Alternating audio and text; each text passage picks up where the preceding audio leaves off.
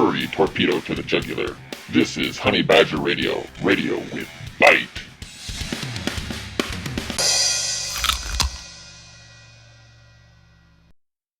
Hello, and welcome to this week's episode of Honey Badger Radio.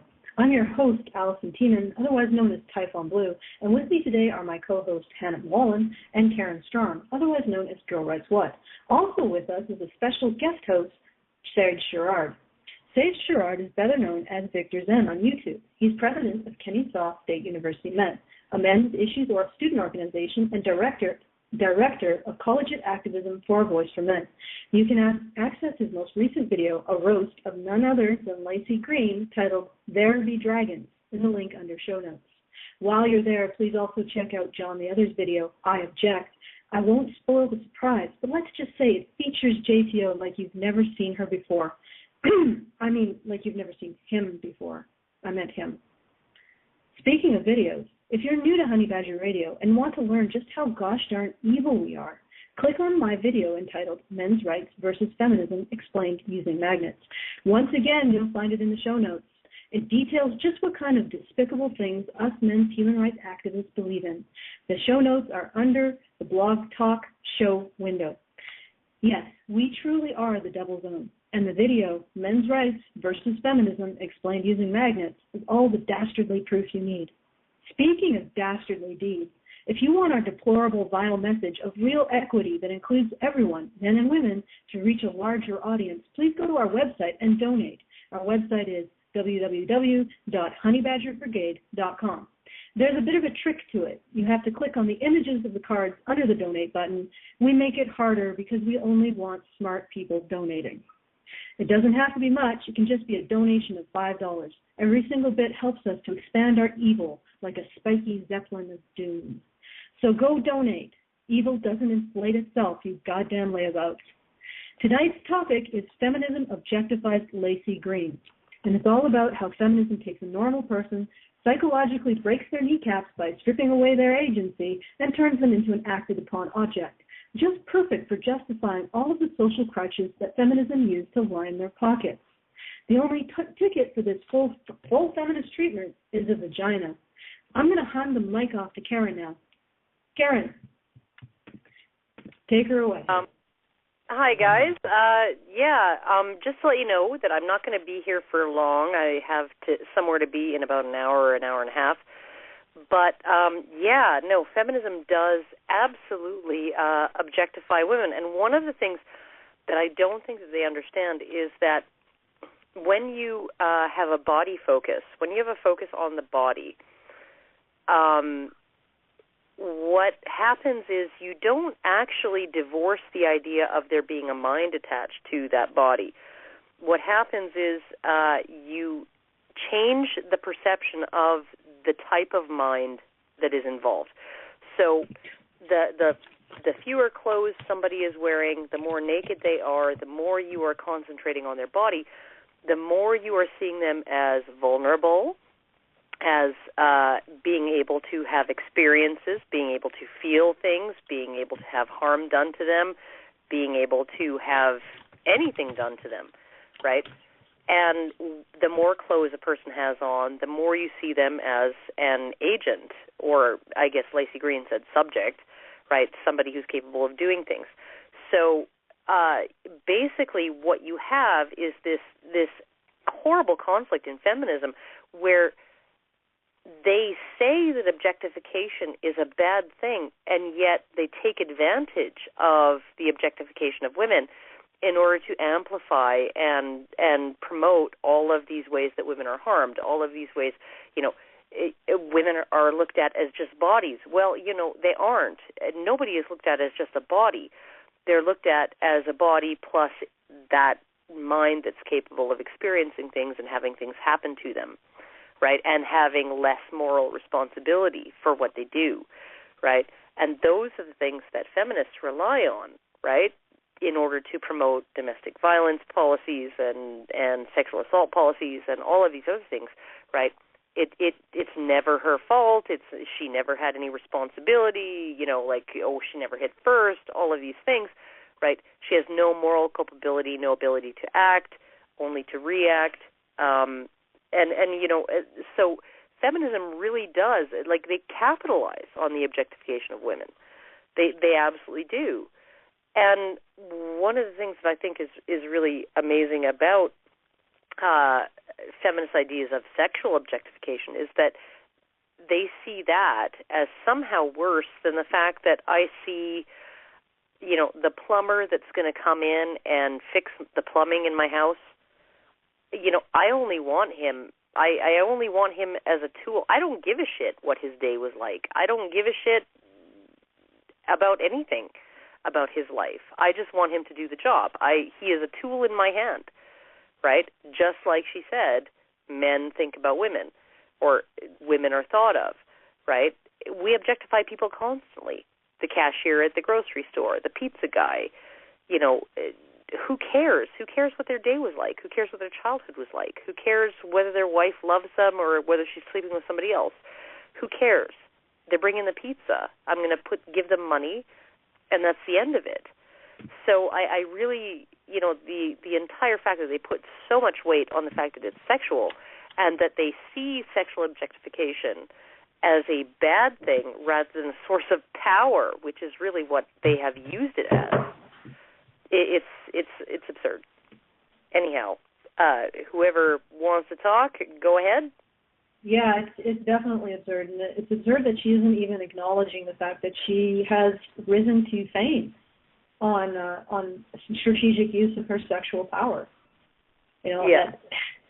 The fact that she is sexually attractive, she's used that to get subscribers, to get more interest in what she has to say, and that is a power. She's used the power that she isn't acknowledging. And like you said, when we focus on somebody's body, we do feel more compassion for them.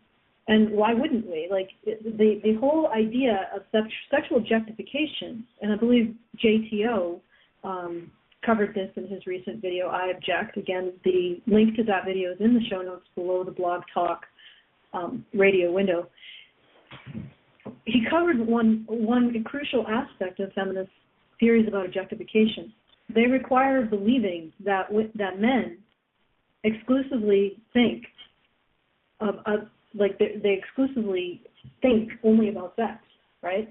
That they in their sexual urge has no other component to it besides attractiveness and physicality.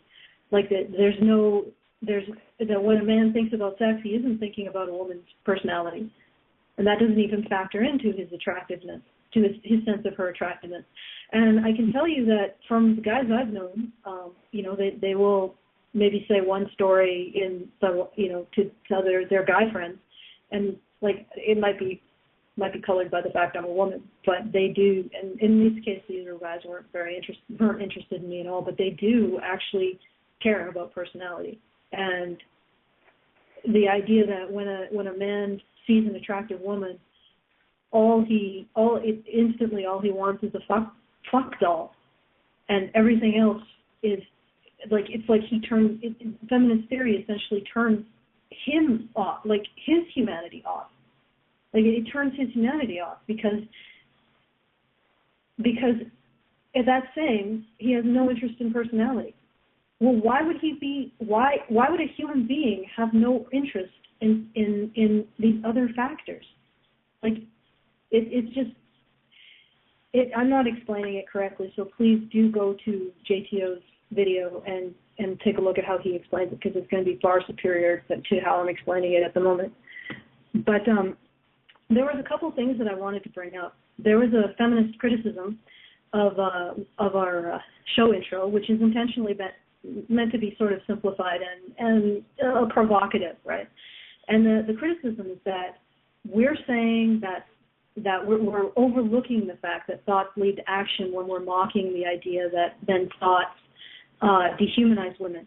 Well, the only problem is that there are plenty of people out there who say that when a man looks at a woman and sexualizes her, it's a form of eye rape. So he's essentially is affecting her with just his eyeballs and his thoughts.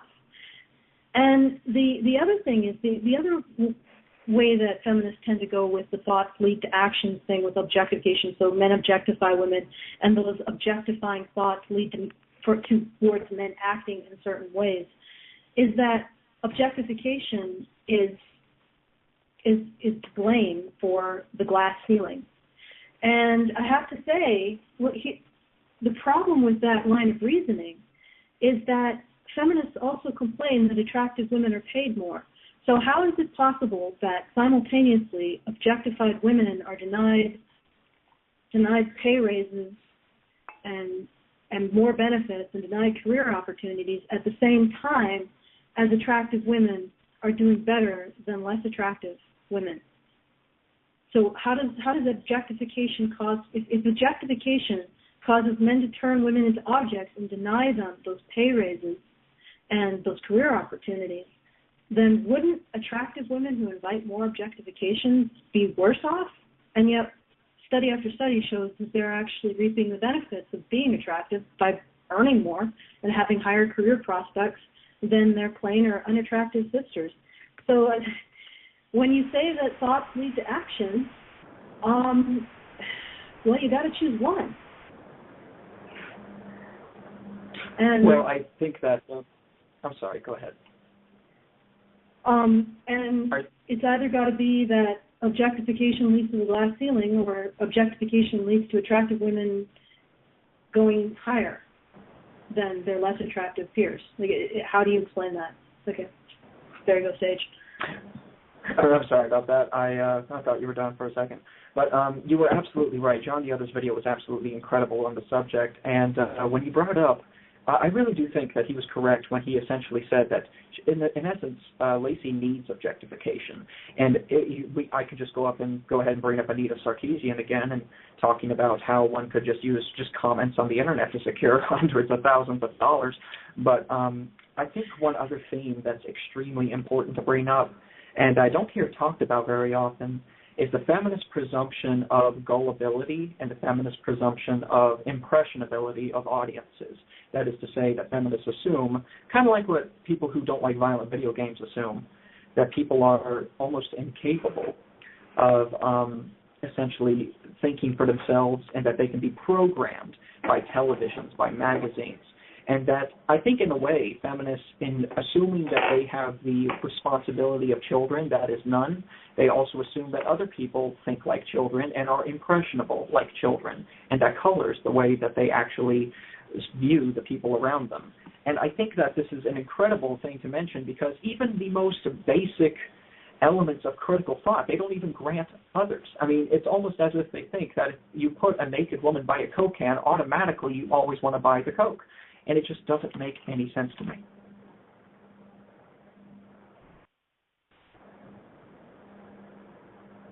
I'm sorry. Hello? Hello? I'm done. Go ahead, Sage. Okay. Apologies. Go ahead. Oh, no. It's okay. I just was wondering why we got dead air. I'll mute now. All right, thanks. Dead air was simply because I took myself off the air, and then I forgot to put myself back on the air, and so the dead air is entirely my fault, people. You can hit me with fish bats later.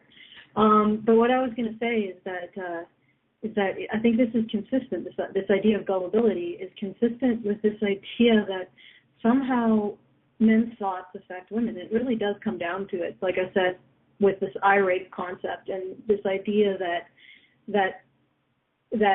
simply by thinking something, men can dehumanize women, and it really does play into that dynamic of the actor acted upon idea, and that we inflate men's agency beyond all bounds, and we don't seem to have any skepticism about how much we've inflated men's agency. We don't step back and say, hey, that's a bit ridiculous. And we need some verification of this, because if you're going to assume that this is happening, you got to actually be able to prove it. But yet again, we seem to be able to fall back on this absolute credulity when it comes to men's agency and inflating it beyond all bounds. The other point that I wanted to make about feminism is that is the thoughts lead to actions point, which is probably the best criticism of our show intro that I've read, because certain groups of feminists actually linked to the show and had an interestingly non-substantive conversation about it. But this was the one criticism where I said, hey, they do have a point. Thoughts do lead to actions. However, what you're proposing is that we get to police men's thoughts because they might lead to actions that that might be criminal. So we get to police a group of people's thoughts because they might lead to actions that are criminal. It sounds like a bit of a Minority Report situation, and I think that's opening up a definite can of worms. I think you could even add to that, just based on what I was reading in some of the other subreddits where they linked to our page and linked to the links in men's rights to our page and stuff. It really sounds like they feel as though women should be able to police men's thoughts and actions anytime men's thoughts might lead to an action that women disapprove. Not just illegal, but anything that women disapprove. Because a lot of what they were complaining about really didn't necessarily indicate illegal activity. And the same thing is true with Laci Green's video. A lot of what she was complaining about, she wasn't necessarily talking about illegal activity. And she wasn't just talking about rape. She was talking about everything.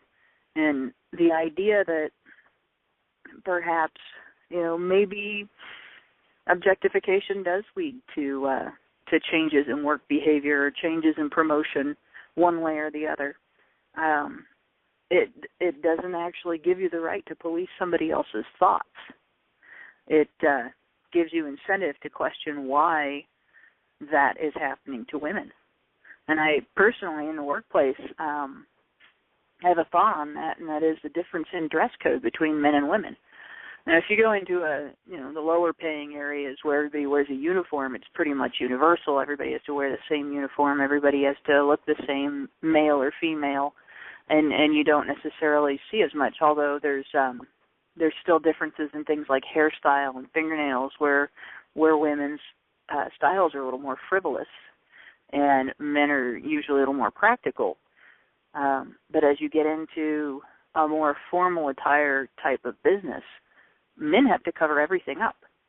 If you walk into a business meeting and you look at men in the business meeting and you look at women in the business meeting, the man's uniform is a three-piece suit and a tie. And the woman's uniform can include a skirt that shows her leg from the knee down, shoes that show almost her entire foot, sleeves that show most of her arm, and an open neckline. So there's a huge difference there between, what people can wear.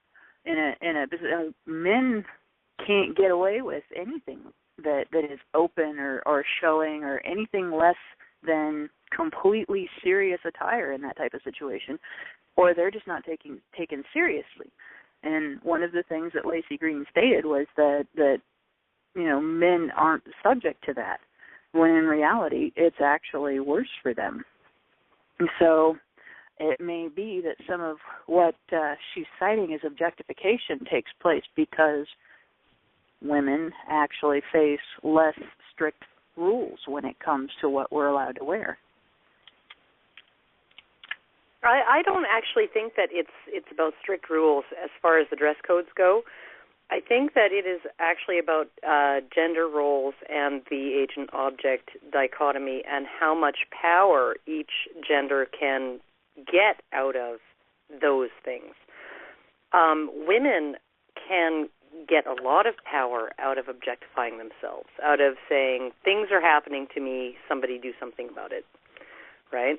And men can't get that kind of power out of that kind of state of mind, that state of mind that people might attribute to them. So when you have, look at the pictures, right, and the fact that the men were naked, right? They were naked, they were vulnerable, and there was no power in that for those men. It was only just an expression of utter vulnerability, right? Like men can't get power from that. They just can't, and women can, and so one of the things that I think with this men have to be covered up. It's not that they have to be covered up to be taken seriously. It's that they have to be seen as agents to be taken seriously.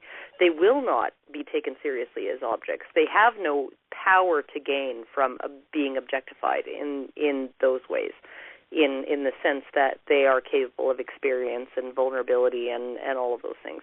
There's no power in that for them. And so it's basically it's just a no-brainer that men, in order to be taken seriously, have to cover up, have to be agents. Women, in order to be taken seriously, they can sort of do this weird kind of conflation of the two, where I'm presenting myself as a sexual object while at the same time, saying some serious stuff and expect to be taken seriously. Anna Kasparian of the Young Turks was saying that, she finds it kind of offensive and annoying that some people don't take her as seriously because she's attractive. And I was just like, except for all of the ways that you are sexually attractive, right, that you enhance, that you work to, you wear all that makeup and you dress that way to make yourself sexually attractive, right? Those are all the ways that people will not take you seriously in certain contexts, and they will take you seriously in certain other contexts, right? So if you say you're a victim of something, they will take you more seriously. If you say that you are hurt, they will take you more seriously. If you say you're an authority, they might not take you as seriously because you're wearing all of that makeup that accentuates all of those youthful features and that makes you look younger than you are and all of these things, right? So it's a lot more complex than feminists want to make it out to be. And it really is about men not being able to take advantage of there being no power in being objectified for men, being seen as a body for men. There's no power in that. All it is an expression of vulnerability. Nobody saw those men in Abu Ghraib as somebody who was, someone to be rescued, not to the extent that they would see that of a woman in this similar situation. So, it's absurd. It's ridiculous.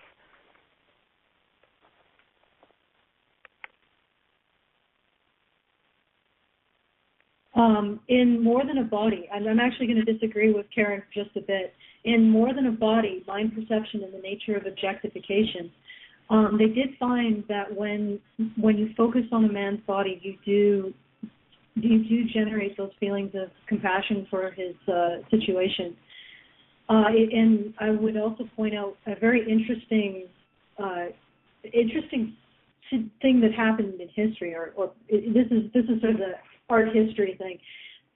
During the Greco-Roman period, you'll see a lot of friezes or carved stone in which there are naked men, and this is an attack on Amazons or other tribes of all women, naked men actually spearing clothed women. And what's interesting about that is I think it ties into that idea of seeing men as both objects of compassion and agents.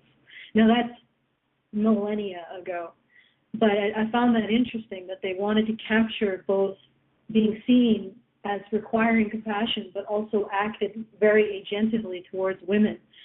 And of course, in this era, that doesn't really apply at all, except that men aren't allowed to access the power of vulnerability. And it's entirely possible that if they did see a difference between the sense of compassion when you saw a naked man and a sense of compassion when you saw a naked woman, a lot of that may have been due to social factors in which we perceive the nakedness to be consistent with the woman's social role.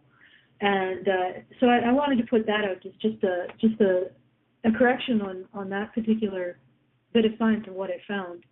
And I also wanted to speak to something that was said earlier about how we protect women's sexuality, and we want to see their sexuality protected.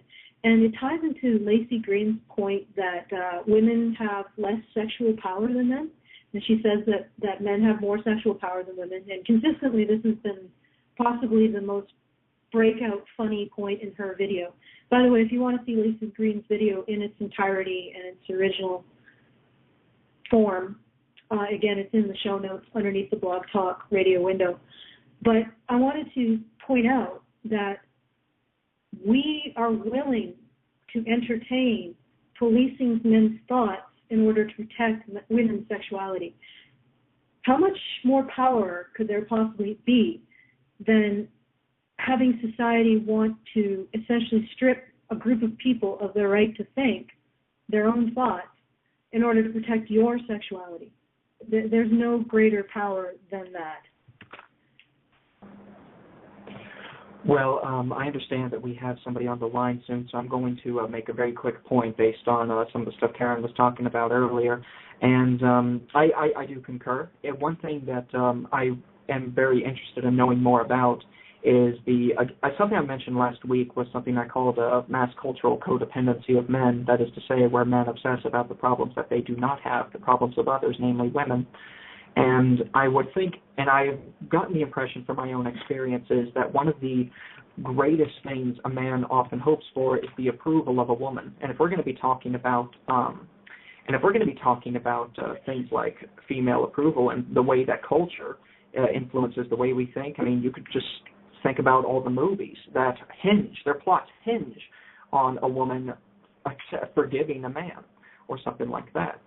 And I think a lot of the times when we're talking about objectification and the way women dress, I would think that in some ways expressing vulnerability through dress, through the way they're dressed, is a way of also expressing trust to men, which is a good way to get into their heads and try to manipulate them. I would really like to see that line of thought develop, but unfortunately, I've not seen any real literature on that subject. But that's pretty much all I have to say about that. It's just something I want to throw out there as food for thought.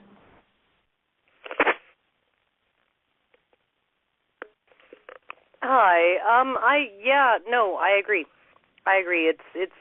But oh my God, I have to go. I'm late, and for a very important date. It is a very important date. Otherwise, I wouldn't blow off the radio like this. Carry on the conversation. Everything's been really interesting so far, and I will definitely listen to the last hour and a half of it when I get home. But I gotta go. I'm sorry. You don't want to spare a moment to argue with me about socialization versus biology? I really don't think it's a matter of socialization versus biology. I think it's a matter of socialization and biology working in tandem relative to the environment. There has to be a point of disagreement. So we can disagree on how much is socialization versus how much is biology. I think that any socialization has to agree with biology. Okay, so even if you were to say that it's all socialization, the socialization has to agree with the biology that's already there in order for it to be so pronounced and so universal. You know what? I just, because I don't know how universal it really is. I mean, So naked men spearing clothed Amazons.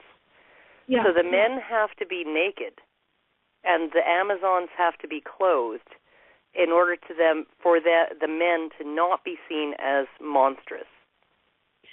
I think it's actually just to manipulate the viewer into still sympathizing with men, but not sympathizing with them, letting them off as it's justifiable. There's a difference, right? So in order to be justified in brutally murdering a woman or killing a woman, a man has to be completely naked and she has to be completely clothed. I mean, like, this was the thing in the study, was that no matter what the level of undress was, no matter what the level of nakedness was, women were objectified in that way more than men were. So like, you would have to give me some society where a clothed man could kill a naked female and still be seen as not a monster, in order for me to believe that biology does not play a significant role in these attitudes. Well, maybe I'm not arguing that biology doesn't play a significant role. I might argue the point that everything in socialization has to come back to biology. It does. It absolutely does. It absolutely does. And, this is what I say. Socialization depends on biology. It relies on biology. It agrees with our biology. And everything that I've seen so far, just looking through history, it tells me that that's the case, that it has to agree with our biology. And our biology, the more free we are to express our biology, the more we will do it. And this is why I think feminism has only just emerged in the last 150 years, right? Because people are free to follow their instincts. They are freer to follow their instincts. This seems to be the case. Every single society, less workplace segregation in China than there is in Sweden by gender, right? More female, like 50-50 female and male engineers in China and 10% female engineers in Sweden, right? Like the freer people become, the more they have choice, the more they can express themselves as who they are, the more gendered the behavior will become. And that's, I think, why we have feminism now. So. Yeah, but doesn't that assume that the conditions now in Western nations actually mirror the conditions in which we evolved? I mean, because the other sort of no, it actually assumes the opposite. It assumes the opposite. It assumes that women have always had biological tendencies, and the environment limited the expression of those tendencies. Right? The environment basically put constraints on those tendencies. And now that there are no constraints, female nature is free to run rampant. Yeah, but why did biology evolve such self-destructive tendencies? It wouldn't have been self-destructive in those times because there were built-in constraints. Scarcity, external threat, all kinds of things, right? So there were built-in constraints that made it not self-destructive. Once you remove those constraints, it becomes self-destructive. So I would argue that we have evolved to have a very complex social structure in order to exploit almost every prey resource on the planet. And I think something happened to our society, like when we had our agriculture, which allowed women access, pretty much unlimited access to food. When we created the agricultural revolution, I think that permanently changed the landscape. That's just something that we didn't see when we were evolving. But I know that you have to get going, Karen. I do. I'm sorry. And I tricked you into staying a few minutes longer to argue with me. All right. No, I would love to take a few minutes longer, but I really can't. I got to go. I'm sorry. Yeah, that's okay. We'll see you soon. All right. Enjoy your very important function with the very important people that are so much more very important than us. I'm sorry, but it's not that they're more important. It's just that I only have this one chance. And guys, it's like all the time. So, yeah, I'm sorry. Okay. I will see you next week. Okay, have a good night. You Thank too. you, Karen. Bye. All right, we're going to open up to the callers briefly, and I'm going to bring Nick on the line. Nick, hello. Hello, everybody. Hello, ladies and Sage and James. How's it going? Well, it's doing well. I'm doing well. I can't speak for everybody else. I'm excellent. How are you doing? I'm good. I just wanted to bring up there's a topic that I know we've kicked around with. I've kicked around with Karen and Typhon, and it is it is related to the topic of the show, but no one's ever brought it up yet, and this seems to be an opportunity to discuss the sort of the double standard in our society when it comes to female objectification. Like, you can, if you've got a situation where there's 20 guys in a strip club whistling at one stripper, that's seedy and creepy and it's gross. But if you've got like thousands of little girls absolutely losing their shit in a fit of lust over Justin Bieber or, Elvis Presley or the Red Hot Chili Peppers or whoever, that's wholesome. That's wholesome family entertainment. I don't know, is there anything anybody can say about that in relation to this topic? I don't know. I'll say this: it's not just little girls or young women; it's older women. For example, all the Twilight moms lusting after that 17-year-old boy who played the werewolf. I don't remember his name, but holding up signs of sexual adoration for the 17-year-old boy, and this is like 45-year-old women. And no, people don't think that it's problematic at all. But like you said, a bunch of guys looking at a stripper, and suddenly all hell breaks loose, and we have to start monitoring their thoughts. Which actually brings me to a point that is sort of related. Why do we have to monitor men's thoughts for objectification? And part of the justification is because of the glass ceiling. And yet we don't have to monitor women's thoughts for objectifying men or boys, and yet women pretty much control the education system and boys are failing there. So why is there that double standard where we can say, well, if women are failing in this area, we got to make sure that men's thoughts afford women the best opportunity to succeed, and yet we don't have to look at how women look at boys in education, where women pretty much define everything. Sort of tacking on to the statement about the strippers and everything and how much of a double standard that is, here we have, if we have 20 guys watching one stripper, and we think of the fact that she's being objectified as a sex object, they're being objectified as well. You think of the mind of the stripper versus the minds of the guys. And yeah, they're thinking about just her body, and they're thinking about maybe just sex. But she's not thinking of them as people. She's thinking of them as walking wallets who are going to stuff money in her G-string. And that's really all she's thinking of them as.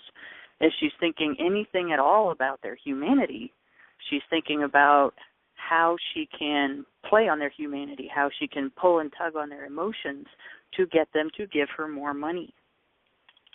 So really, objectification, and in some ways, it goes both ways. The exploitation of objectification is also a form of objectification.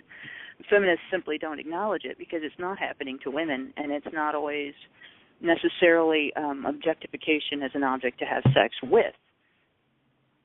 Yeah, and I'd actually argue that what feminists term objectification and what they believe about it is completely false. I don't think a normal human being objectifies another human being because they have sexual desire for them.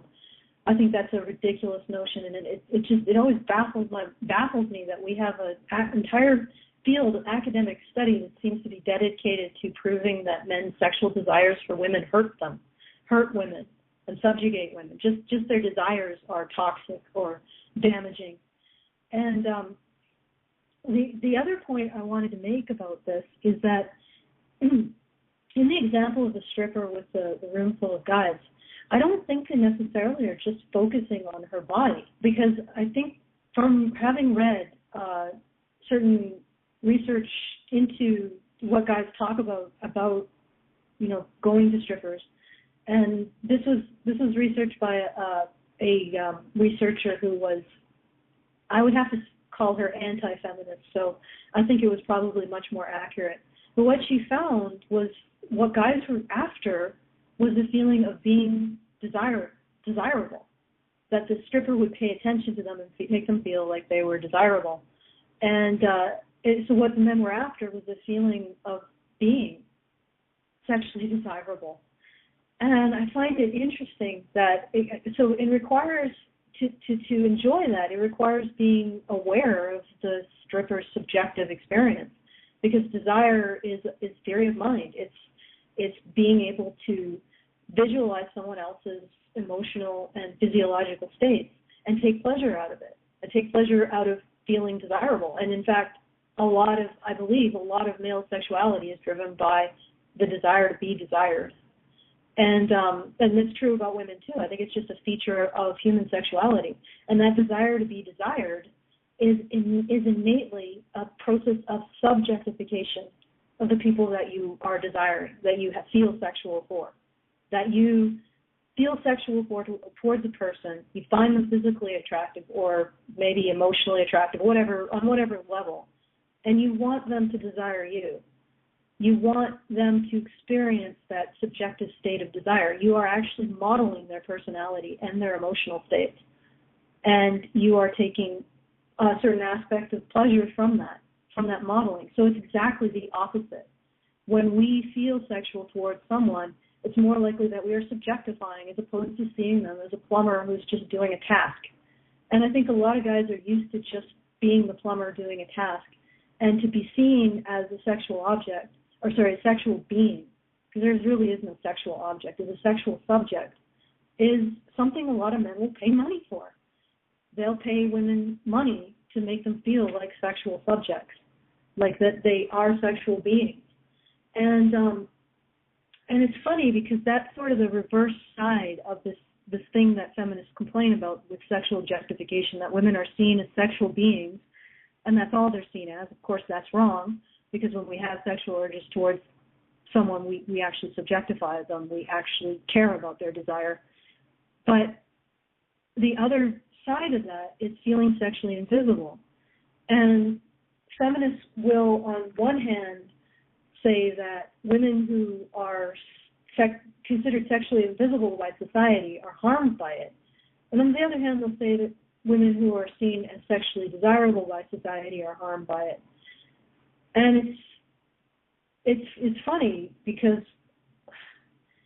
every single way, women are victims and objects that are acted upon by victimizing men.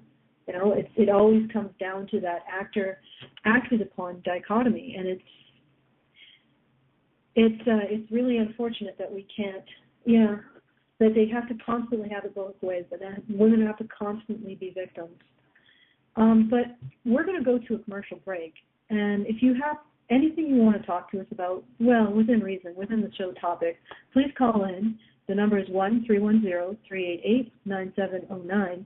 That's 1-310-388-9709.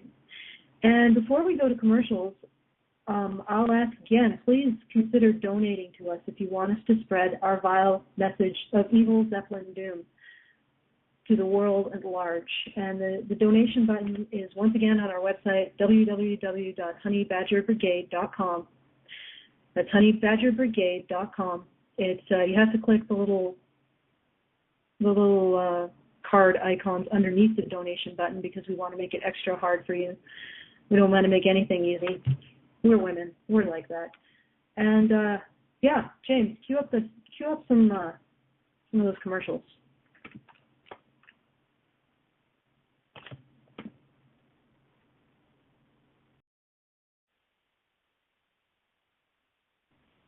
And we're back. That was If I Only Have a V. I'm blanking on who wrote it, but I'm sure someone will clue me in at some point.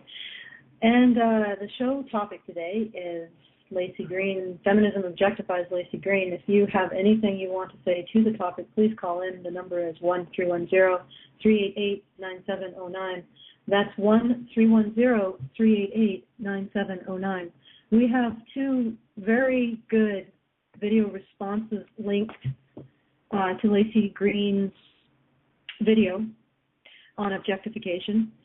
First of all, if you want to see Laci Green's video, the original, it's in the show link, the show notes, underneath Blog Talk's show window. And we also have two responses by our very own Sage Gerard, better known as Victor Zen on YouTube.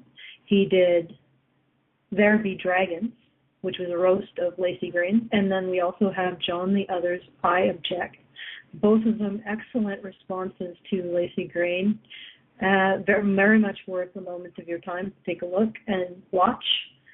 We took a different tact from those responses on this show. We actually did not directly oppose Laci Green. We simply pointed out that feminism is actually objectifying Laci Green as an object that's being acted upon by men's sexuality, which really can't be doing wonders for her sense of agency if she really believes this stuff. Because when you start to believe that you are defined by being a victim, what happens? When you encounter something of any difficulty, your go-to is to sit down and start crying. And unfortunately, men can't teach Laci Green calculus. They can't teach her biochemistry. They can't teach her how to deal with the ups and downs of a political campaign. They can't teach her how to be a defense attorney. They can't teach her how to manage situations of uncertainty.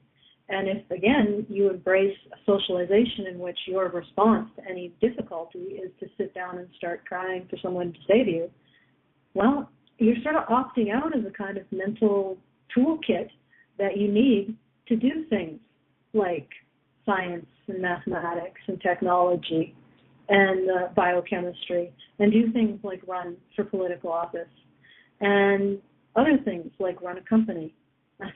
Not only is nobody going to accept a person who every time they hit some sort of obstacle, all they can do is fold into a wet napkin and sobs and hysterics and cry out for someone else to save them. Not only are people not going to see a group of people that they were related to being victims as capable of managing a situation that requires agency, but women themselves are not going to see themselves as capable, and they are going to select themselves out of those positions. So in the final analysis,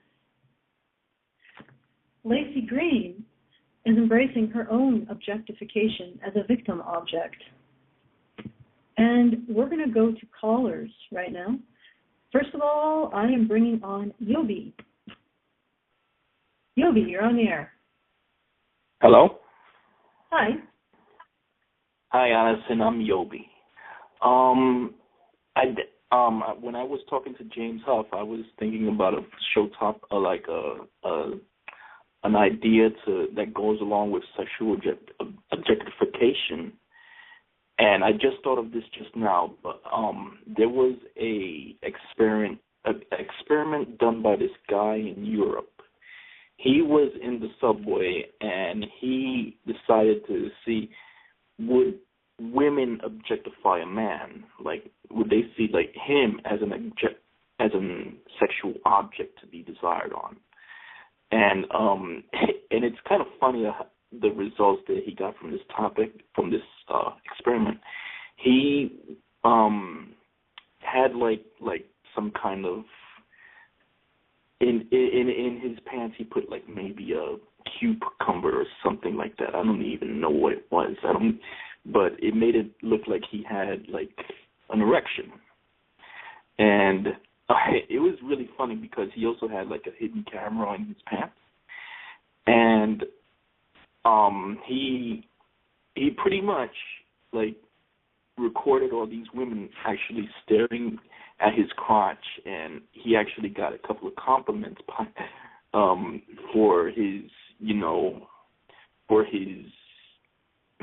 what I'm talking about.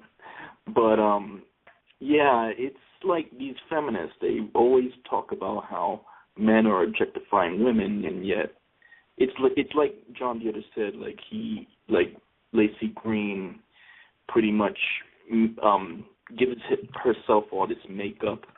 She reveals her cleavage and shows her off her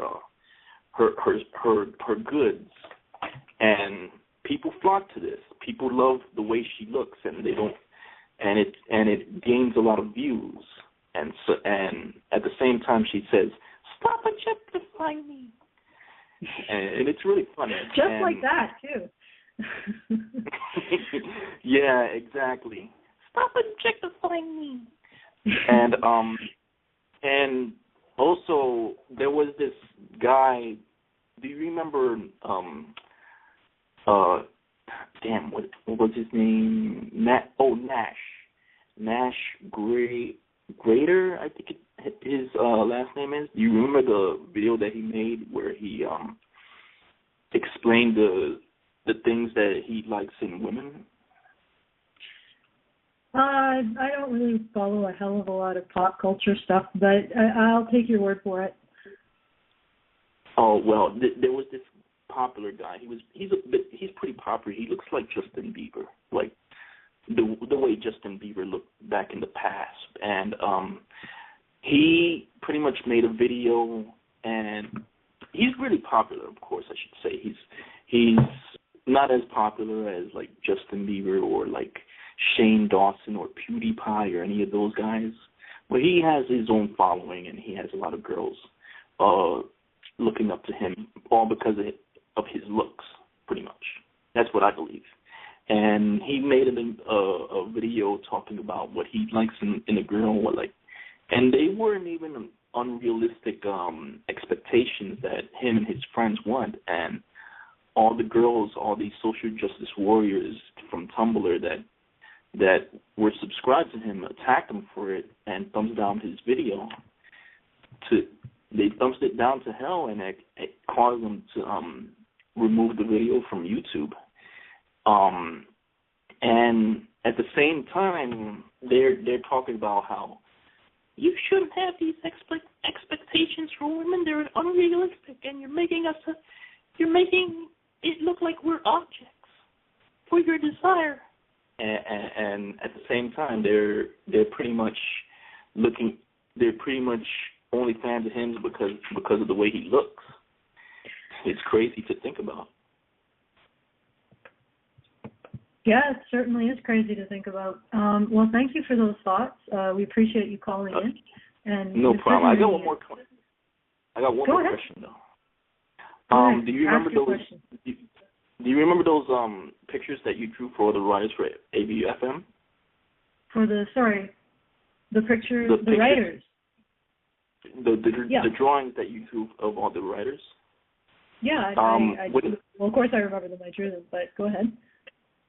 When are you going to draw drawings of Hannah and Diana Davison and maybe others like Serge and James Huff? I don't think he has one. No, James does have one. Oh, he already has one? Yeah, there are a lot of new writers on ABFM that I would like to see pictures of.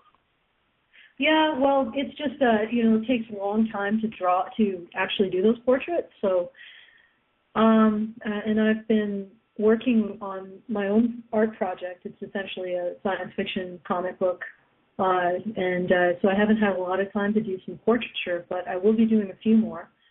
I'll be doing definitely Hannah and probably also another writer at ABFM. But for now, I'm just swamped in terms of art, just doing my comic book, and it's quite the task. But thanks for taking an interest in my art. I really appreciate that. I hope that answers your question. No problem. All righty. Take care. Thanks for the call. You too. And why don't you go ahead, Hannah, because you've been sort of hopping up and down to talk. Well, it goes back to what he was talking about earlier. Now I have to remember what it was I was going to say. It was after he was talking about he was talking about the penis game, and then he talked about the young man who made the video about things that he likes in a girl, and that's what I was going to talk about. There was some discussion about that on Reddit, and the thing that I remember being brought up, and I didn't get to see a lot of it, but the thing that I remember being brought up was the double standard on having standards in dating, where women are expected to shop around. Women are expected to, he's got to be worthy of you. He's got to prove himself to you. He's got to show that he can support you. He's got to show that he's morally superior to the other guys, depending on what the woman's family and status are. But the minute a guy turns around and has any standards at all related to dating, he can't have moral standards. He can't have behavioral standards. He can't have standards on looks. He can't have standards on a woman's character. Because if he does that, he's going to get criticized for being some sort of misogynist. So I guess that was a big thing that struck me in that was the double standard between having standards in dating if you're female and having standards if you're male. Well, that's a very, very interesting thing you're pointing out there, Hannah. And just to add a little bit onto that, there have even been some feminists out there who think it's horrible if a man has standards on whether or not a self-identified woman has the genitalia of a woman. Interestingly enough, yes, but I had one other idea concerning this guy who was riding a subway and who shoved a bunch of shit in his pants and pretended he was sleeping and caught a whole bunch of women staring at his junk and, in some cases, complimenting on a hidden camera. I've got an even better idea. Tuck and tape, wear a tight-ass pair of jeans, and put a roll of dimes in there instead. Okay? And then let's go for the body shaming and see what happens with that. Yeah, that's a good call, James. I'm sure we will see a very different reaction. And definitely it becomes pretty hypocritical when they start talking about men being obsessed with certain physical features when, what is it, penis size, height for men, if you're short in either dimension, you don't get any slack from women. And a lot of women feel it's perfectly legitimate to shame men for features that really do not have they have absolutely no control over. Now, to a degree, women have control over their weight. You can work out and you can slim yourself down by controlling what you eat. Of course, there are certain aspects of physical anatomy that you can't change, like the size of your bones. And in that, I'm talking about the Hollywood ideal to have really thin chests. Most women can't achieve that. But really, like it is quite a double standard that women will feel free to mock and deride and just plain objectify. Now, perhaps I shouldn't say the word. I don't actually believe that objectification exists. I don't think that men objectify women. I don't think that women objectify men. But reduce men down to one single vector and then exclude them from their sexual consideration based on it. And yet they decry men for doing the same. And it comes back to Hannah's point that men aren't allowed to have standards. They're not allowed to have standards in women. They're just not allowed. I mean, if you feminists say they can't have physical standards because that's lookism, and then if you have emotional standards or even social standards, like I don't want to date single mothers, particularly single mothers with a track record of keeping the fathers of their children from their children, then feminists will go apeshit on that. And really, what kind of emotional or mental standards can you really expect from women if you buy into the feminist idea that they're always acted upon? I mean, if every action that a woman takes is the man is to blame, if every negative action that a woman takes is ultimately the blame of a man, then how can you judge her morally? How can she have any emotional or mental features to judge her by? She's just a blow-up doll in the feminist imagining. Everything can be reduced down to the actions of a man, except when she does something good, which can be reduced down to the actions of her labia upon her brain. Anyway, let's take another caller. I'm going to go now to Brian. Brian, you're on the air. Hi there. How you doing? Well, I'm doing well. What did you want great. to bring to us tonight? Oh, well, I'm a little bit nervous. I'm a big fan of your show, but I am actually the student in Wisconsin who is working with Karen on organizing the debate between her and Dr. Stasia. We never got to make that happen, unfortunately, but I did want to call on topic about the Laci Green thing. I was actually trying to make a video response to that today and thought I'd save my response for here.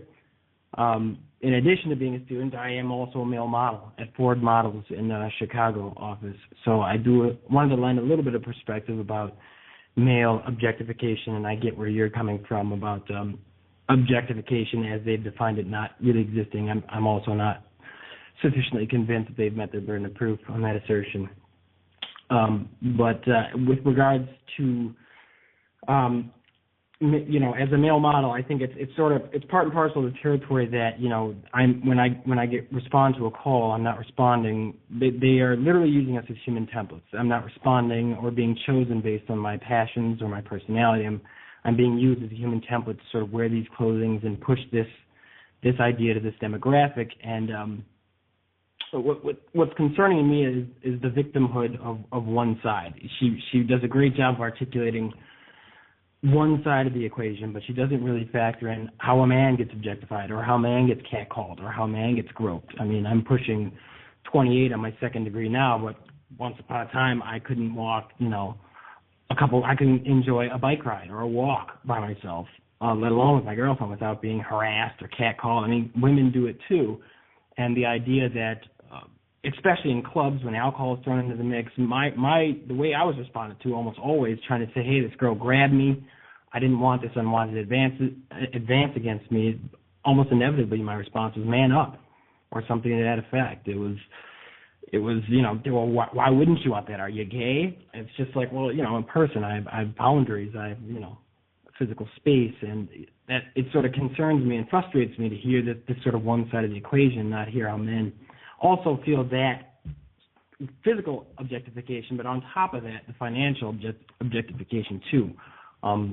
Like Paul Elam had said, and plenty of other men in that comment section had said, there's a lot of self-esteem issues that come with, not feeling up to par, like our bank account's not up to par.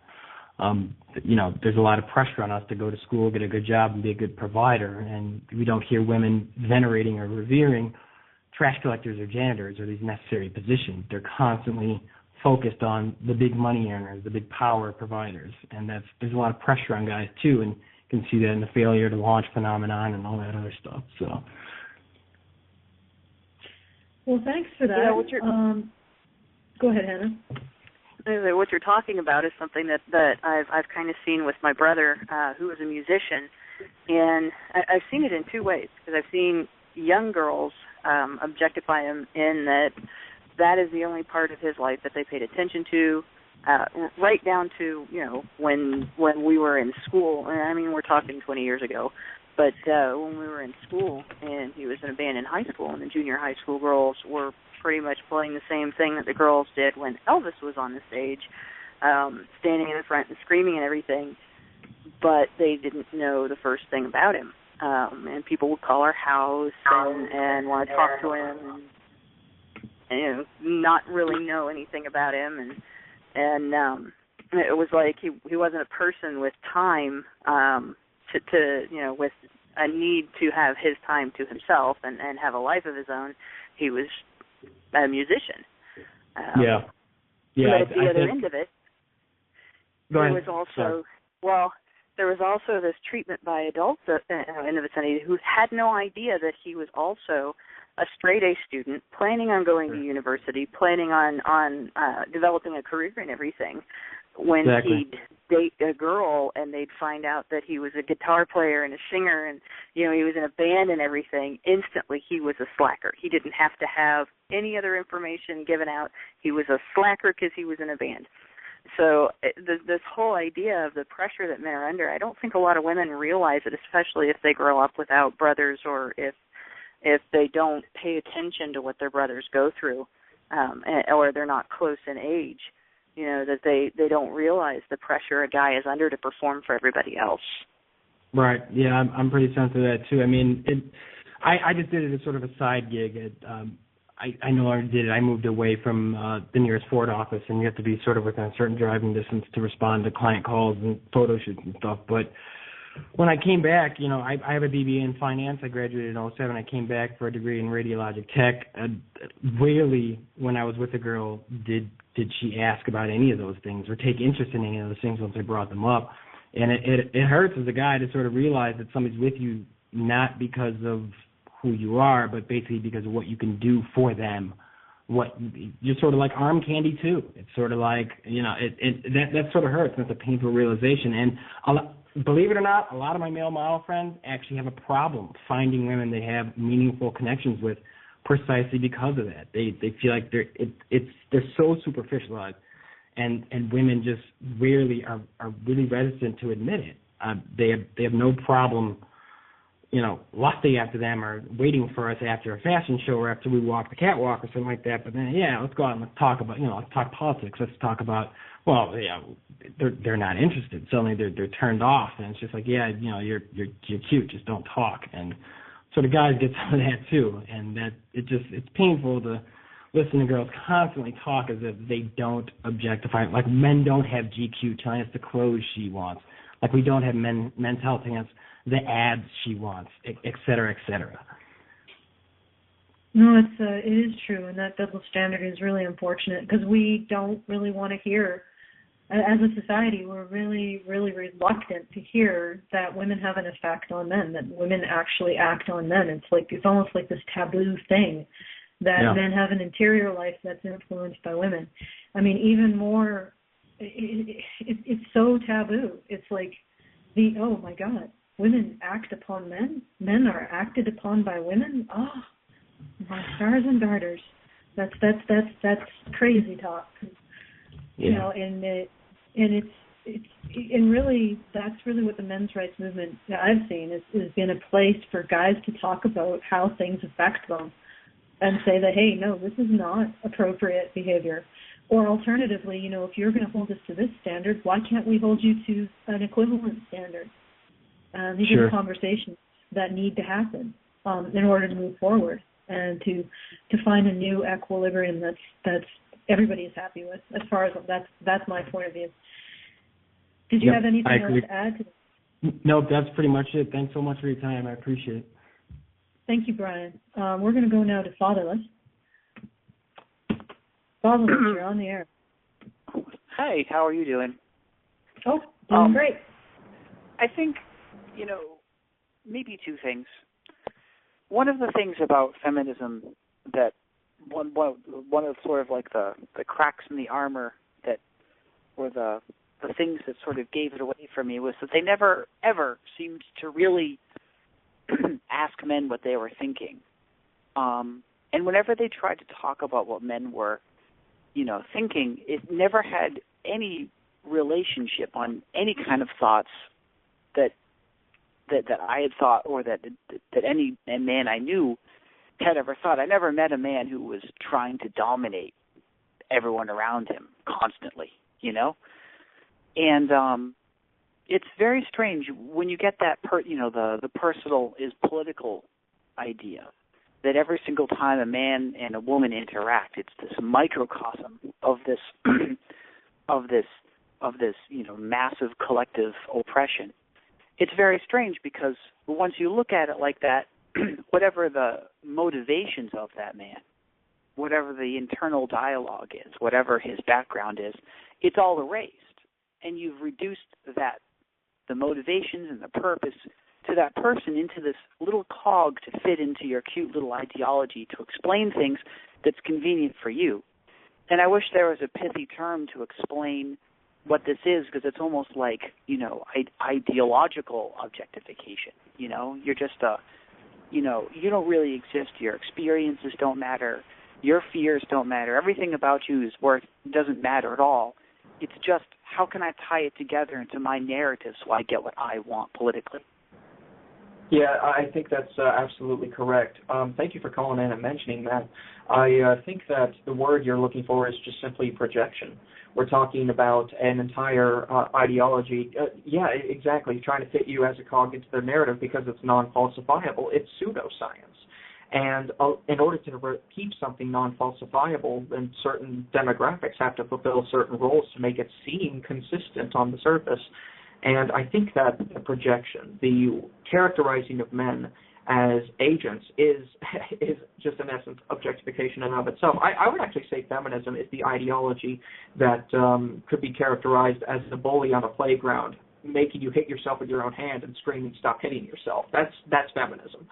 And a lot of what I think really would help men kind of break out of this cycle where they end up, following into those same codependent habits I was talking about earlier, it really just has to do with just asserting the sexuality in such a way where they say, if you don't like what I have to say about sexuality or what I want from a relationship, then frankly, go fuck yourself. But I wish there was another solution I could offer there. My 2 cents. Also, after hearing Brian's story, I wanted to just add in a personal note. When I was in high school and going through my teen angst thing, I remember having a moment where I realized, also, as my name suggests, I didn't have a dad around. I realized there was this moment where I was like, well, what the fuck is the point of working out, and what the fuck is the point of trying to get a job where I land a bunch of money if I start attracting more female attention as a result of either of those 2 things? I'm going to really, really resent the people that start paying me attention, And I felt like I've always been motivated to just sort of not excel in either of those 2 areas, just so that I can have a little bit more trust for the people who do actually, choose to give a shit about me. Well, I think that's sort of the same issue, except in reverse, as our previous caller, Brian, and his friends. They can't be sure that the women who are interested in them are actually interested in them, or their paycheck, or their abs. It's like, and it's hard too, because there really is that expectation by women that you be capable of maintaining them in a lifestyle that they can easily become accustomed to once you start maintaining them in it. And it's like, I remember reading a while back a study, and if anybody can find it for me, I will be so appreciative, and just pop it, link to it to genderaddict@gmail.com, but a study that looked at what men would do if they didn't have the pressure to impress women, what kind of career choices they would make. And I believe across the board, they would reduce their hours by about 60%. So from like a 40-hour work week, you'd be looking at more like, 24. Oh, no, not 60%, but by 60%. So that would be 16 hours, right? 16 hours a week. They would rather work 16 hours a week than 40, and they would if they didn't have to impress women. And if feminists want to know why there's a glass ceiling, it's because women feeling desirable to women is what's spurring men up the stairs. It's what's spurring them higher and higher. And since women don't need to do anything to be desirable, except maybe not eat as much, they don't have they don't have the same motivation, and not just motivation to feel desirable to women or to get a woman to marry or have any interest in them, but also just to feel valid as a valid human being. I know guys just feel like they have to work, constantly be productive to feel like a valid human being. And it's really unfortunate, because I believe that men and women were involved, obviously have been evolved to have some sort of synergy and some sort of complementarianism. And that is not to say that I expect men in this day and age to have an interest in women or live with them or marry them. That's absolutely, it's not something that I think would be a good idea, looking at it from the perspective I am looking at it at. But just that we lost something in this age, and it's that cooperation and that sense of being complements and working to help each other that we've lost. That idea that, men and women are each other's freedom. That's really unfortunate that we've lost it, and I hope that we do regain it. I think a lot more than just our happiness is riding on us regaining it. Anyway, that's a little bit aside from your point. Did you have anything else to add, Fatherless? Well, yeah. What you said about being valued and what Sage mentioned about, strategies for men to sort of, regain some kind of, to assert their own value in relationships. I would recommend, because it was a very eye-opening experience to me, that if you can handle it, go out and spend time in gay bars as a heterosexual man or gay clubs and just be hit on by gay men and find out just how much more attention you get without having done anything other than just be yourself. And then that'll, help you view women in a completely different light. You'll say, wait a minute, like I was getting so much more attention the other day just because these people didn't have the same expectations on me. Anything you can do to understand your values. Well, I think that's actually an excellent bit of advice. I've actually been hit on by gay men myself, and it's actually a really good experience. It's actually a nice thing to know that you're attractive to somebody, even if you cannot return that attraction, and it does give you kind of an idea of how you can see yourself as somebody who is valuable, as somebody who can essentially have negotiating power. You know what I mean? But I do want to go ahead and just... Yes, absolutely. And I do think that being out and experiencing those things is an eye-opening experience, and it keeps you kind of out of that bubble that the current dating scene keeps you in the heterosexual field, since that is a totally different ballgame. Precisely. Thank you. You're welcome. And with that, I'm going to say thanks to Fatherless. I actually had one comment to follow in the heels of Sage. That feminists always go on about how if men want to know what it feels like to be like a woman, they should go to a gay club, and you'll be hit on by people you don't like, and it'll be a horrible experience, and it'll be so awful, and you'll never want to hit on another woman again. Actually, I'd like to hear Sage's opinion of that feminist, that how do they put it? They have a particular phrase for it. That gay clubs are how straight men treat women all the time. They have a particular phrase for it. I don't know what that phrase would be, but no, I've actually, speaking from my experiences with a man, I mean, when I was a teenager, of course, I went through all the same kind of stuff where I had issues with learning about where my confidence was and things like that.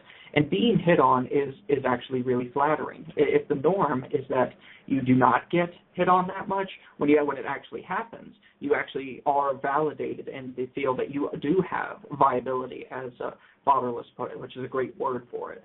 But I think that it comes down to seeing value in scarcity. Since if something is abundant, that is catcalls, for example, then it becomes annoying after a while just by virtue of how often they appear.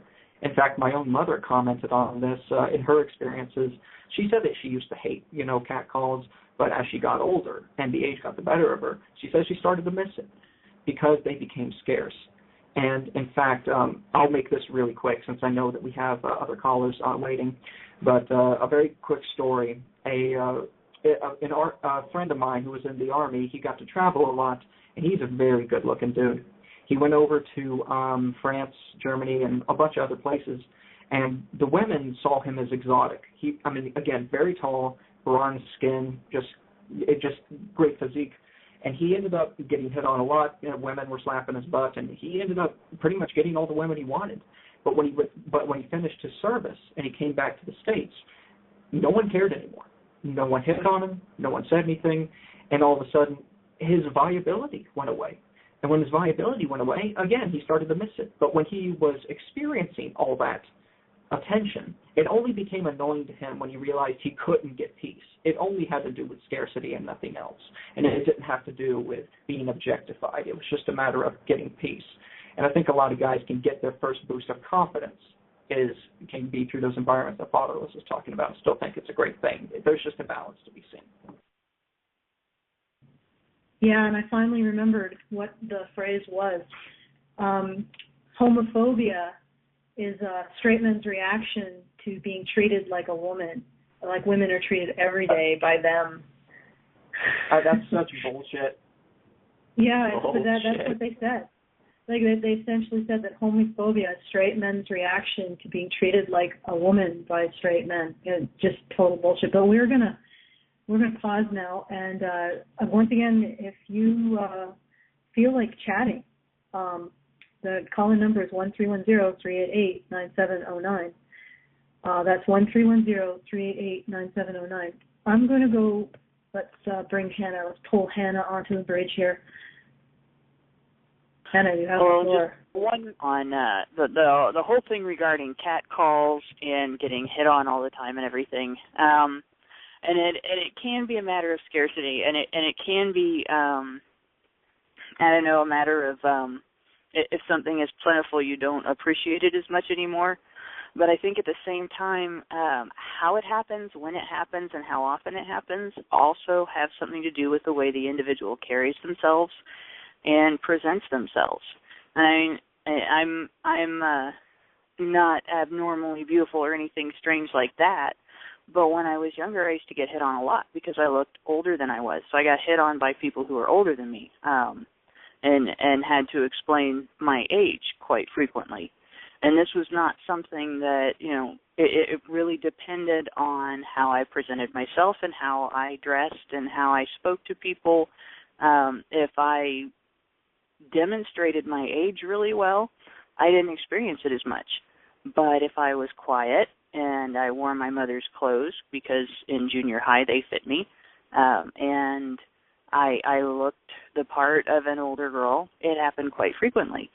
And it was never rude or anything like that until I got to a point in my life where I decided to seek it out.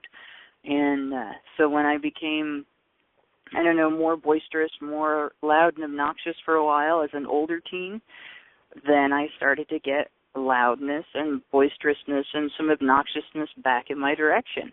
And I kind of have to wonder if some of the girls that really complain a lot about getting hit on or about getting catcalled and everything are not seeing that some of what they're receiving is a reflection of what they're giving out. And, well, maybe some feminists might turn around and call that blaming the victim. At the same time, you kind of have to wonder whether or not they're throwing blame on one side of the equation when there should be blame on both sides of the equation. And even though there are assholes everywhere, male and female, and at times there are people who do things that are inappropriate and who, catcall when it's not deserved, or, say rude things instead of hitting on someone in a meaningful way. I think the majority of what gets complained about is simple, ordinary human interaction where somebody is taking offense simply because they have a chip on their shoulder. Certainly. And I actually wanted to speak to your point about victim blaming, essentially. What I've noticed about victim blaming is it seems to be this taboo reaction about recognizing that women have any ability to affect their own lives, that women have any agency to their own outcomes. And once again, we get back to that idea that recognizing that women are agents has become the new taboo in our society. Well, you can make recognizing women as agents a new taboo, but don't simultaneously expect women to be half of the politicians and half of the STEM researchers and half of the CEOs when you are stripping them or you're encouraging them to strip themselves of a sense of any sort of effective presence in the world. But we're going to pause right now, and we're going to go to a rant. This is Seamus Tacticus 2, The Fuckhole, and you can find additional Seamus Tacticuses on my YouTube channel. That's www.youtube.com/user/genderaddict, which is gender plus erratic without the extra er. And here we go.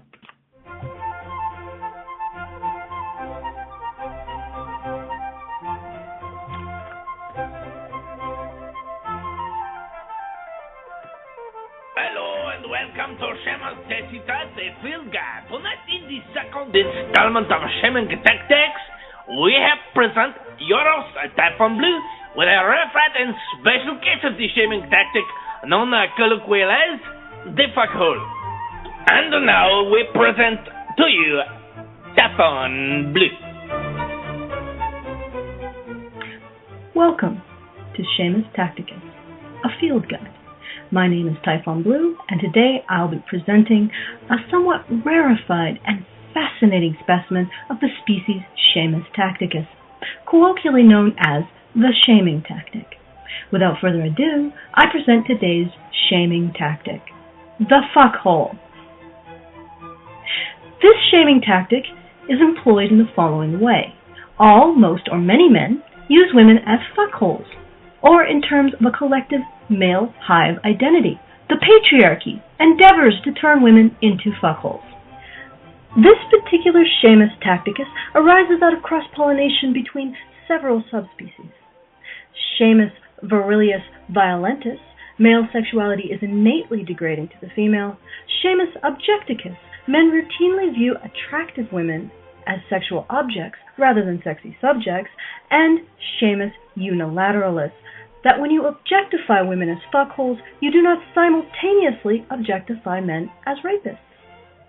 Now that we've examined the taxonomy of this particular Shamus tacticus, let's look at the anatomy directly and examine its unique self-contradiction.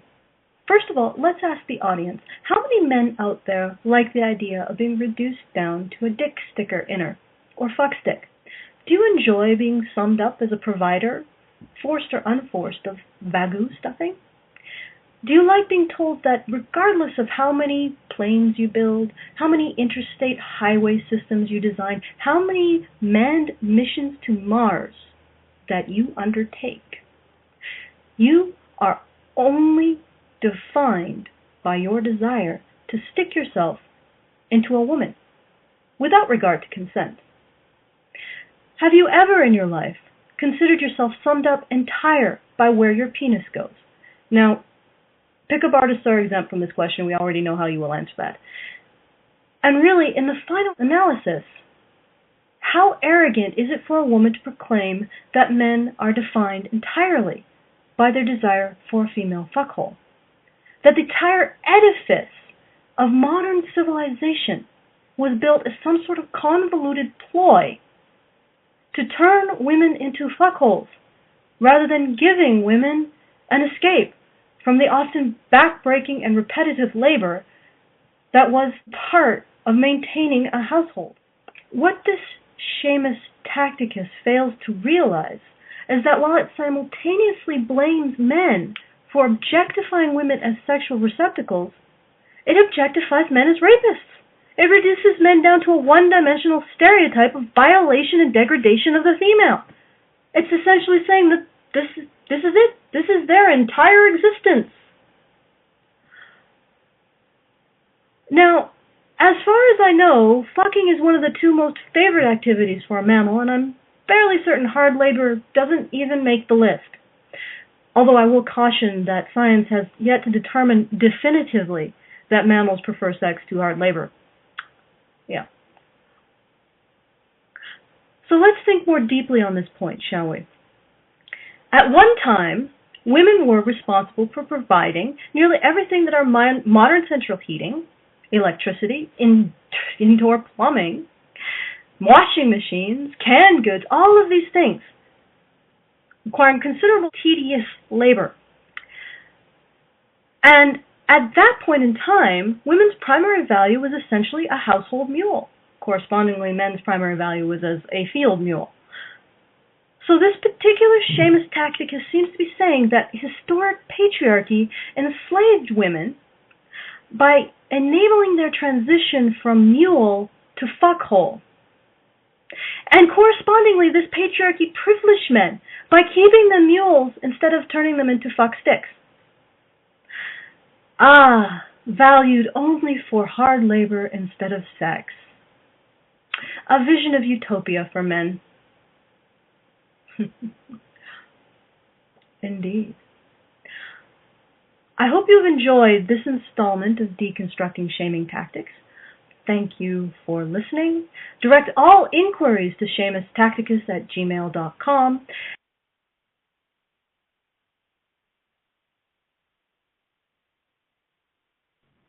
Sorry about that, file ran out of space. Okay, so we're back on the show. Hope you enjoyed that. Apologies for the error in the end. But we're going to go now to, let me check, Mike. Mike, you're on the air. Hello. Hi. Thank you for having me. I just wanted to make a couple comments about Laci Green's entire YouTube repertoire, especially the Objectification video. If you notice that Laci Green, unlike other YouTube feminists, parrots the feminist talking points perfectly, word for word, in verbatim. And a lot of it is contradictory and hypocritical. Like in one video, she was like talking about how to get a man off with holding his orgasm, and then she comes out with the Objectification video. And that's the one contradictory thing I notice about sex-positive feminism, even though I have a different name for it. Another thing, you were talking about the YouTube video of, what's his name, Nash Greer. I've read a lot on the manosphere about that video, but the reason why so many feminists reacted to it awfully is because they didn't react to the fact that he had standards. They reacted to the fact that he had one particular standard that that they didn't like, which is hygiene. He likes girls with long hair and short, good hygiene and like shaven legs and armpits. And I read something about how, he's a high status male. And these women who are descending against him, they had like secretly inherited fantasies of being with him. And maybe they don't take care of themselves. Maybe they have mid to poor hygiene, or maybe they don't shave that often. And when they heard him say, he likes girls with long hair or, good hygiene, they reacted because all of their fantasies about being with him were crushed. And you don't see this happen with Nash Gray. You see this with a lot of attractive men who have standards.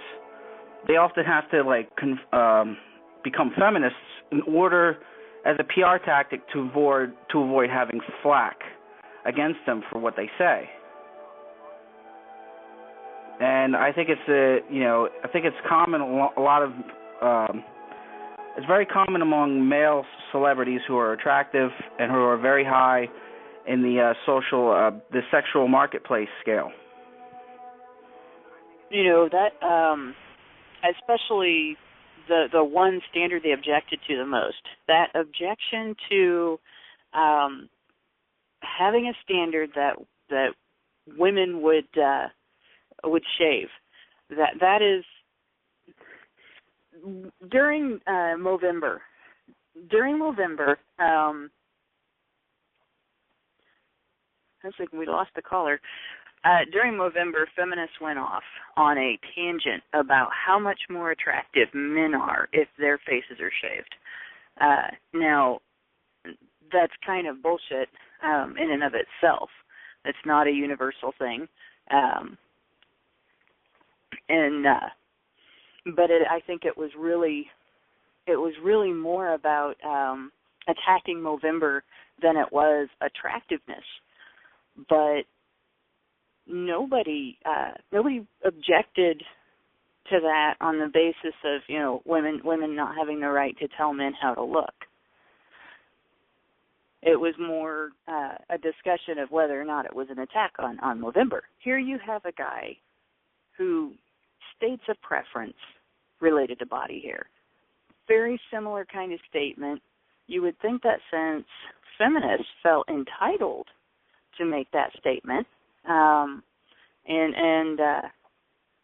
they felt entitled to tell guys how they had to look, that they would agree, that they would be, hygiene is important. It's okay for him to say that hygiene is important. We can go with that. No, instead, they feel entitled to tell him what his preferences should be. So we're right back to the fact of men not being allowed to have any standards of their own, and that there's a double standard on standards, and women are in ownership of all of the standards, all of the ability to decide what is appropriate, what's inappropriate, what belongs, what doesn't belong, and what people have a right to enjoy and like and think of each other.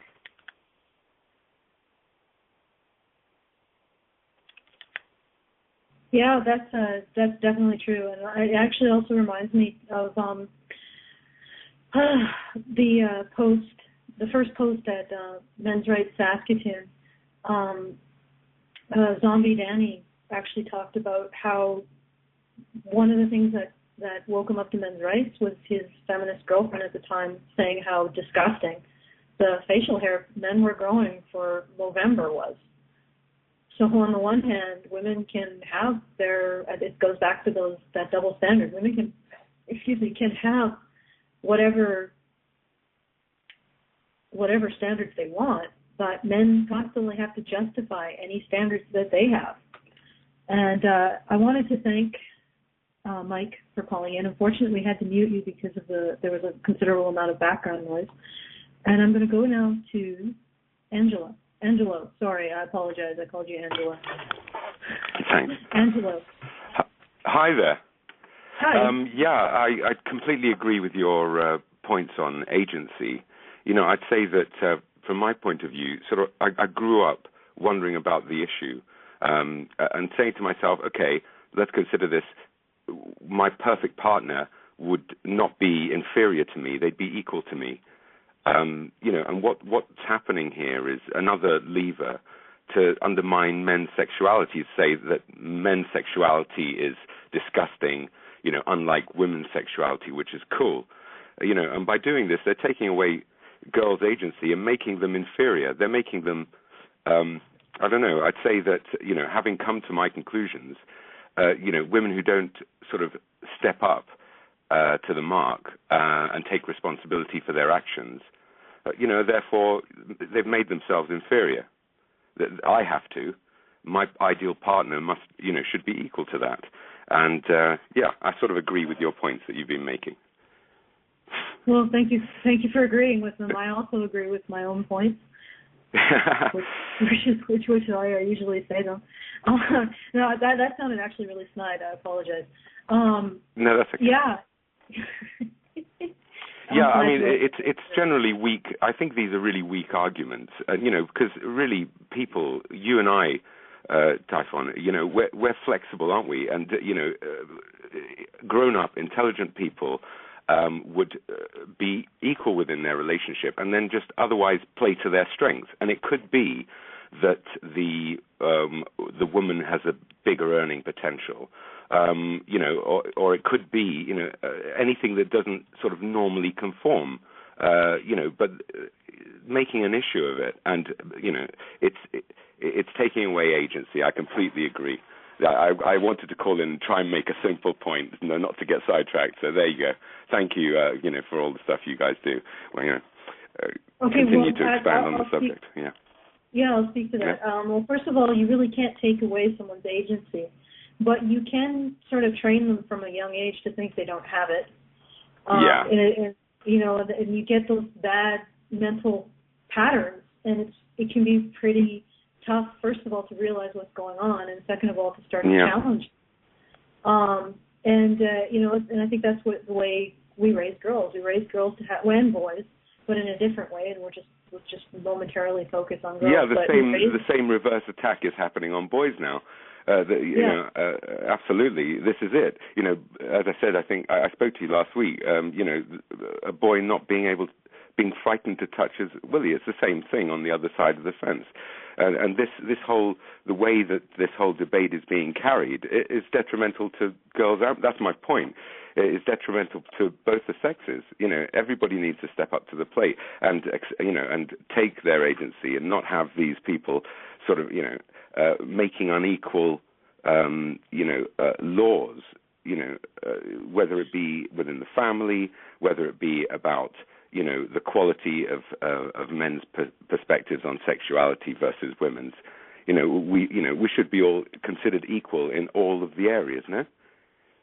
Yeah, and and we should also be challenging this kind of pervasive socialization, because I'm pretty sure that nature didn't allow women to think of themselves as being victims when the saber-toothed tiger was. Absolutely. My mother and my grandmother are not sort of paradigms of cowering women. In fact, I'd say that these people ruled the roost. There was never. I think it's a myth as well. I don't understand where. I think a lot of girls, as I see, obviously you straightforward, but a lot of women, just like that guy whose girlfriend made the argument about the beards. A lot of girls are also looking at feminism and thinking, what the hell is going on here? It doesn't make sense to them as well. It's great. Well, they're getting into lots of trouble. Yeah, I would actually say that what feminism sort of teaches girls is that there is no consequences to their action. I think this is older socialization, and this is really the first time we've ever questioned it, because what feminism really did was strip away the benefit the supposed benefit for men to engage or to be socialized in this way. So feminism stripped away men's benefit for being treated as expendable, which is some status, right? Of course, why do you really need something to flatter your ego if you aren't damaged to begin with? But anyway, we'll set that aside to make my point. I think that boys are taught that they don't have a right to take care of themselves. Girls are taught that none of their actions have any meaning, and certainly will never have any more meaning to them than being female. And boys are taught that they have absolutely no right to take care of themselves. And we end up with boys. Well, we end up with men who cannot acknowledge the problems that men face as a group. And you also end up with men who end up with very destructive, I think alcoholism is more prevalent among men, although smoking seems to have pulled out. Absolutely. And then suicide and, all of these sort of destructive behaviors. And it's just amazing the stats that have been brought up by the MRM lately are just astounding. I mean, how can anyone looking at those at the figures, from that perspective that's been put out lately, not see the issue? So many, in jail. If the situation was reversed, that's the way to think about it. How would it be if the situation was reversed and 80% of people in jail were women? It's just all you have to do is flip it, and straight away you can see the absurdity. No?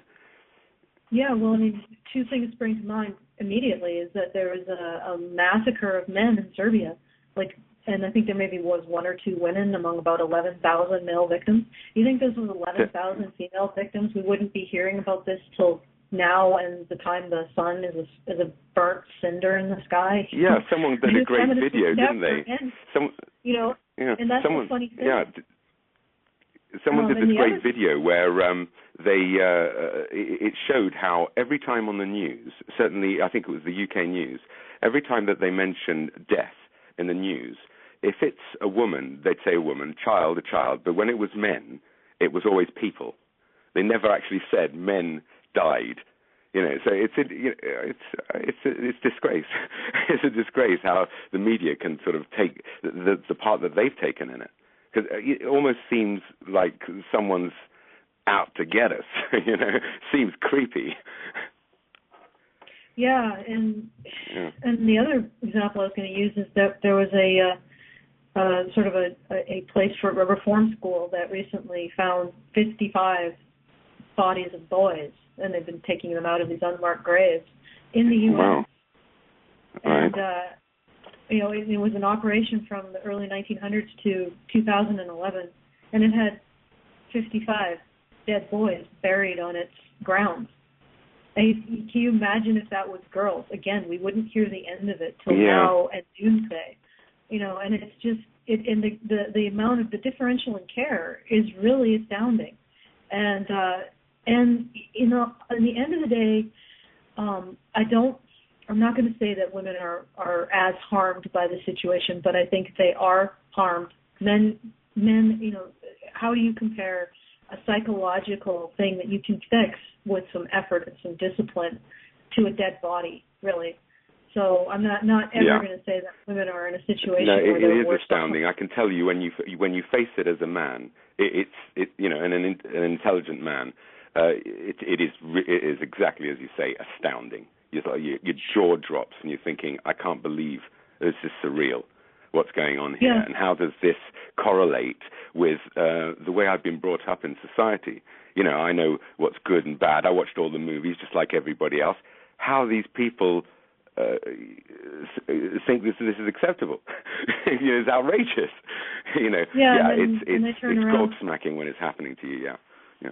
They turn around and they see like the few guys that survived the process of piling up all these male bodies, and they're standing on this stack of dead male bodies, and they've crawled up it and managed to survive the whole process.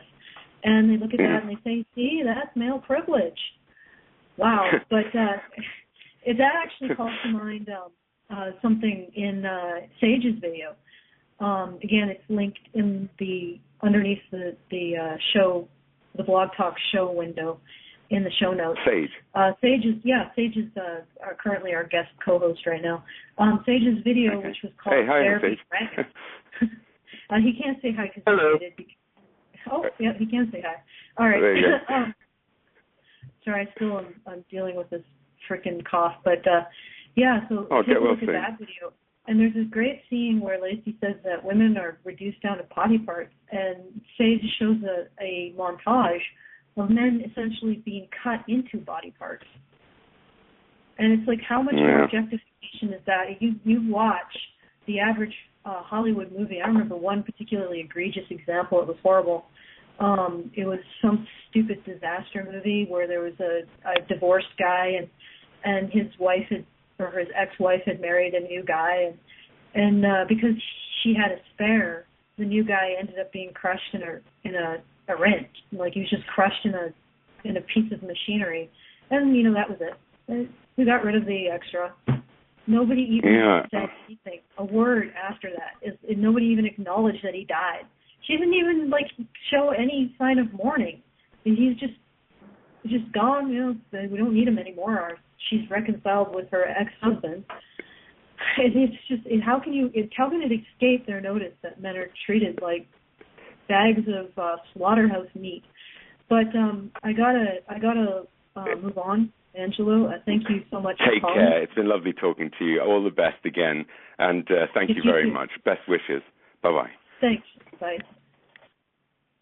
I'm going to bring Asa onto the ship. Come aboard. You're on the air. Hello. Hi. Well, I just wanted to call in because I'd been meaning to call in for a while, and this seemed like as good a time as any. Okay, Asa, I just want to ask you a question. Were you meaning to call in as a question, or you were meaning to call in as a statement of fact? Because you did the whole, I've been meaning to call in. So are you asking me a question? I don't know. Have you been meaning to call in? You mean the tone that I used? Yeah. Oh, it was a statement of fact. Sorry. Okay, so don't use it as a statement of a question, right? Assert yourself. Be agentic. Okay. Okay. I absolutely, unequivocally intended to call in and did successfully call in because I am an agent with power over my actions and my voice, even if I choose to make my voice inflect oddly at times. Better. Anyway, the point I wanted to make, talking about feminism and objectification and one thing versus another, I don't really think that the proper sort of Martha Nussbaum definition of objectification is what feminists mean when they say sexual objectification. I don't think they really mean much of anything. It's pretty fluid, like a lot of their definitions. But what they typically seem to mean, to me, is something that I actually find indispensable to experience in a romantic relationship, Not that it's necessarily an everyday thing, but, you know, this being put in this position of really just someone going to town on you, basically, like you really being used to satisfy their sexual needs when that's someone you care about, that's invaluable, and it doesn't demean or hurt me in any way, and it's reversed sometimes, and I just think it's completely unfair to cut off and just declare a key part of typical human sexual interaction as invalid because it doesn't conform to some notion of gender equality, I guess, or I don't really know exactly what the reason is. Well, do you want me to reply to that? Are you done? Sure. Or? Okay, good. Well, what I would say is that you should do, the reality is that once an ideology is telling you how to conduct your sex life, you should reconsider adhering to it. That's a personal choice. Like to a degree, like don't abuse people, but your sex life is your sex life, and that's your personal choice. And you know what? If you're not hurting people, everybody else should butt out, right? And if you are hurting people and you've got their permission, that's good too, right? But the reality is that you're right. It is sort of sexy to be used as a fuckhole, while recognizing that we are all real people. So, you know, men aren't always fuck sticks, and there's a person there. So, I mean, enjoy yourself. I think that's the ultimate. You know, like I can't really say, no, you're doing it wrong, Asla, because that's not really what I'm about, right? So it's you know, enjoy yourself, and feminism does seem to want to have this sort of puritanical control over people's sexuality. This sort of getting into telling people what they can think, telling people what is acceptable to do, telling people when they consent and how they're supposed to consent. And, you know, I don't recall actually consenting to feminists telling me all of this about my life and enshrining this in law and making it more dangerous for human beings to engage in what is sort of a natural process. You know, excuse me, I got a cough. Apologies. So it's like, if you haven't given feminism consent, then if you haven't given feminism enthusiastic consent to their nonsense, then you can just throw it right out, right? Shove feminism away. But does that answer your question? Or did I go off on some weird tangent? No, absolutely. I think, to me, it was one of the, I would never say I subscribe to feminism, but I definitely grew up in a feminist household, and that was basically the thing that made it easy for me to reject from a very young age, this realization that I was being told what was right for me at the most personal level of my life, and I had no patience for that anymore from feminists than from any other source. So I don't know. I think it can be a good way to reach people sometimes. You know, it's easy, especially if women just sort of fall, oh, you know, the feminists are on my side. They want what's best for me. They're not. They're not on your side. Well, no, not if they're expecting you to change things that you enjoy, and it's perfectly valid to enjoy something like that. And you know, I would encourage you to return the favor, which you probably do. You know, use him for your sexual pleasure, so he can get that feeling. And I'm not saying that you don't, but just as a general thing, so he can get that feeling of being used for someone else's sexual needs. It gives you a sense of being a very sexual being, and it's sort of fun. It's sort of a power play that can be very exciting. So good on you, and thank you for your call. Unfortunately, we are pressed to the end of the show, so we're gonna have to end it. Thank you to everybody who called in and who we didn't get to. Apologies for not getting to you. Just a matter of running out of time. And please do call in again. We are getting more and more callers to this show, so unfortunately each week we can have to leave more and more callers unanswered, and we do really appreciate even the ones that we don't end up talking to. So if you didn't get on air this time, please do try again next time. And I'm going to open this up to my co-hosts, my guest co-host Sage, and my co-host Hannah for some final words. Does anyone want to take the floor, or are we all just hiding in the corner, afraid of typhoon? I guess my final thing to say is that I just want to reiterate that the objectification idea does go both ways. It isn't always necessarily the same.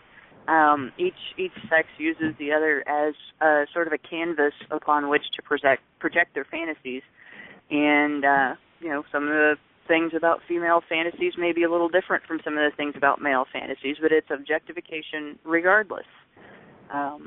So the idea that feminism complains about one side and not the other is just bullshit.